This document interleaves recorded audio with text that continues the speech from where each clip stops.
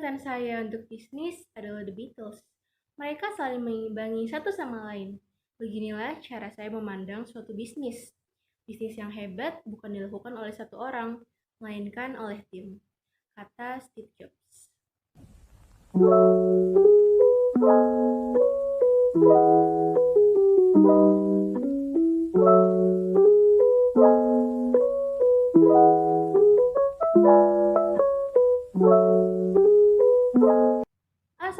Assalamualaikum warahmatullahi wabarakatuh.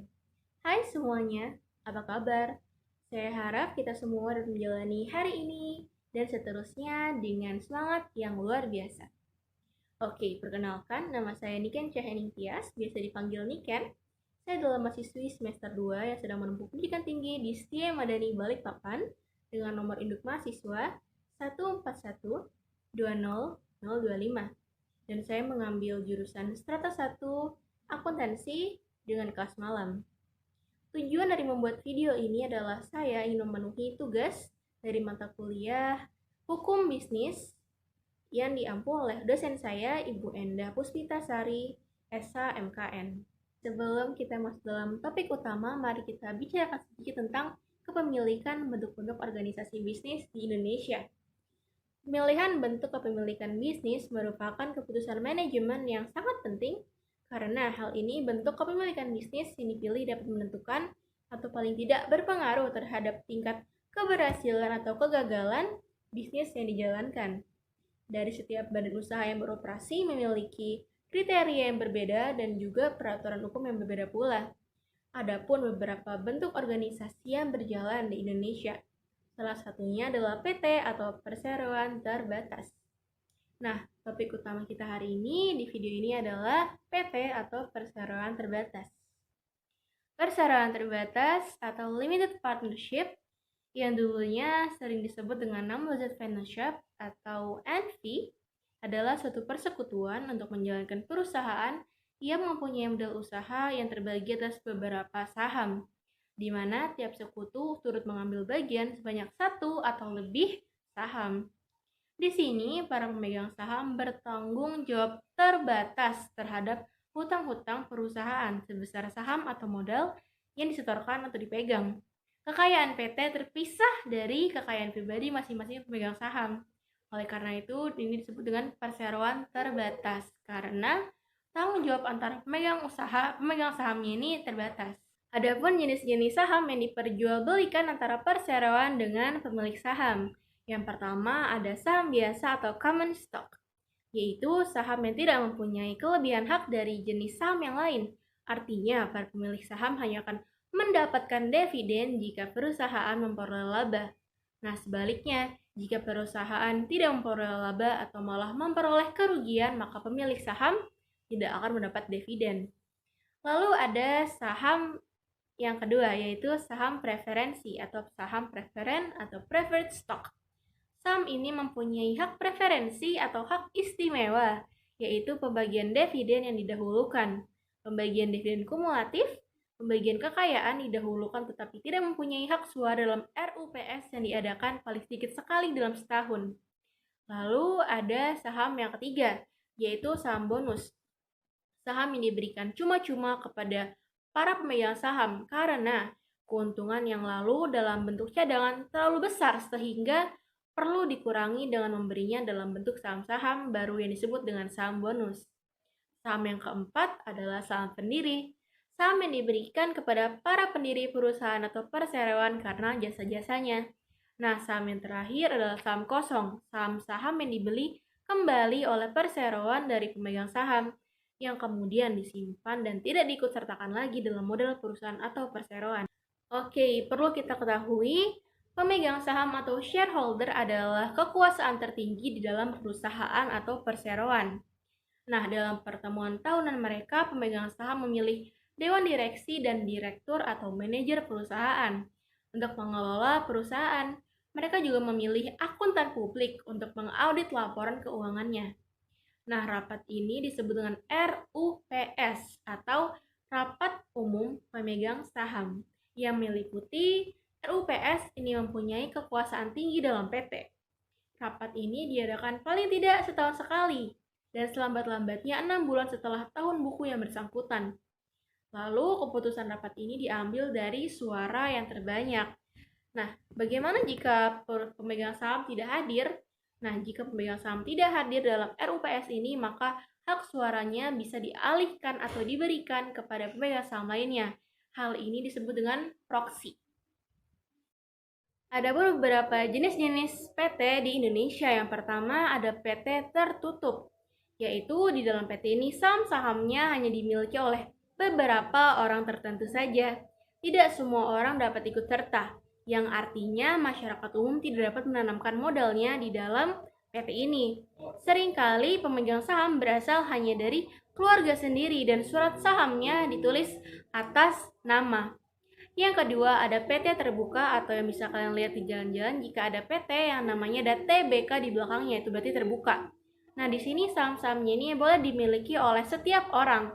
Saham di sini biasanya bukan atas nama seperti PT tertutup, tapi atas unjuk, sehingga mudah untuk dipindah tangankan. Nah, masyarakat umum dapat menanamkan modal atau sahamnya di dalam sini. Yang ketiga ada PT kosong, adalah PT yang sudah tidak mempunyai kegiatan lagi, atau PT ini hanya tinggal nama saja. Hal ini disebabkan karena tidak dapat melunasi hutang-hutang yang dimilikinya tanpa harus menjual semua saham-sahamnya. Yang keempat atau yang terakhir ada PT asing. Nah, PT asing ini adalah suatu PT yang didirikan di luar negeri, berkedudukan di luar negeri, dan melakukan investasi di suatu negara, di mana dalam pasal 3 UU PMA menyatakan bahwa perusahaan asing yang akan melakukan investasi dalam Undang-Undang Penanaman Modal Asing di Indonesia harus berbentuk PT yang didirikan dan berlokasi di Indonesia sesuai dengan hukum yang berlaku di Indonesia. Itulah jenis-jenis PT, ada 4. Jadi yang pertama ada PT tertutup, PT terbuka, PT kosong, dan PT asing. Ada beberapa contoh dari perusahaan-perusahaan dari perseroan terbatas yang tadi disebutkan. Yang pertama, PT tertutup. Contohnya adalah Salim Group, Bakri Group, Sinarmas Group, dan Lipo Group. Contoh dari PT terbuka adalah PT Bank Sentral Asia, TBK. Yang kedua ada PT Telekomunikasi Indonesia, TBK. Yang ketiga ada PT Perusahaan Gas Negara, TBK. Adapun PT kosong yang hanya tinggal nama seperti yang pertama PT Sarana Rekatama Dinamika, yang kedua PT Asian Biskuit, yang ketiga PT Adam Air, yang keempat PT Semen Kupang, yang kelima PT Bayer Air. Dalam semua hal tentunya ada kelebihan dan kekurangan. Tidak menutup kemungkinan dalam perseroan terbatas juga ada kelebihan yang menguntungkan dan kekurangan yang merugikan. Yang pertama kelebihannya. 1. Adanya tanggung jawab antara pemegang saham yang terbatas sesuai dengan namanya, perseroan terbatas. Yang kedua, adanya kemungkinan untuk memperjualbelikan saham yang dimiliki. Yang ketiga, umumnya memiliki jangka waktu yang tidak terbatas. Yang keempat, relatif lebih mudah untuk mendapatkan pinjaman. Yang kelima, adanya kemungkinan untuk alih teknologi dan ilmu pengetahuan. Setelah itu ada kekurangannya. Yang pertama, PT merupakan subjek pajak yang menyebabkan seorang pemegang saham memiliki adanya perbedaan kepentingan dalam menjalankan PT. Yang kedua, kurangnya terjaminnya rahasia perusahaan karena sahamnya bisa dibeli oleh siapapun. Yang ketiga, membayar pajak ganda. Yang keempat, membutuhkan banyak sekali biaya untuk mendirikan PT. Beberapa perbedaan di antara CV dan PT yang perlu kita ketahui. Di antaranya yang pertama, CV tidak ada badan hukum, sedangkan di PT memiliki badan hukum. Yang kedua, di CV hanya boleh didirikan oleh warga Indonesia, sedangkan di PT boleh didirikan oleh WNI ataupun WNA. Yang ketiga, di CV tidak memiliki dasar hukum, sedangkan di PT didasari oleh Undang-Undang Nomor 40 Tahun 2007. Nah, di CV sendiri, namanya bisa sama dengan perusahaan lain dan tidak akan menimbulkan masalah, sedangkan di PT, nama tidak bisa sama dengan perusahaan lain. Perbedaan yang kelima adalah di CV tidak ada penanam saham, sedangkan di PT memiliki penanam saham. Yang keenam, CV diurus oleh persero pasif dan aktif, sedangkan di PT diurus oleh direksi dan komisaris. Nah, di CV sendiri, persetujuan dilakukan oleh pengadilan negeri setempat, sedangkan PT persetujuan dilakukan oleh Menteri Hukum dan HAM RI. Nah, yang terakhir, perbedaannya CV, dana pembuatan relatif lebih murah, sedangkan di PT, dana pembuatannya relatif lebih mahal. Ciri yang terdapat pada PT yang pertama, dana yang digunakan terdiri atas saham atau andil. Ciri yang kedua, pemegang tertinggi adalah didapat dalam RUPS atau Rapat Umum Pemegang Saham, seperti yang tadi saya bicarakan. Yang ketiga, pemegang PT terbesar adalah pemilik saham. Dan ciri yang terakhir atau yang keempat, kewajiban pemegang saham sangat dibatasi dengan modal yang ditanamkan. Jadi semakin besar modal yang Anda tanamkan, maka semakin besar juga pertanggungjawaban yang akan kalian miliki. Sebaliknya, jika modal yang ditanamkan kecil, maka kewajiban Anda lebih terbatas daripada pemegang saham yang lain.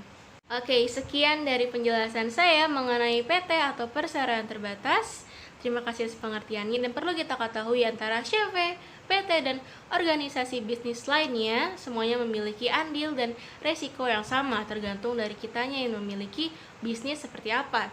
Terima kasih atas pengertiannya. Wassalamualaikum warahmatullahi wabarakatuh.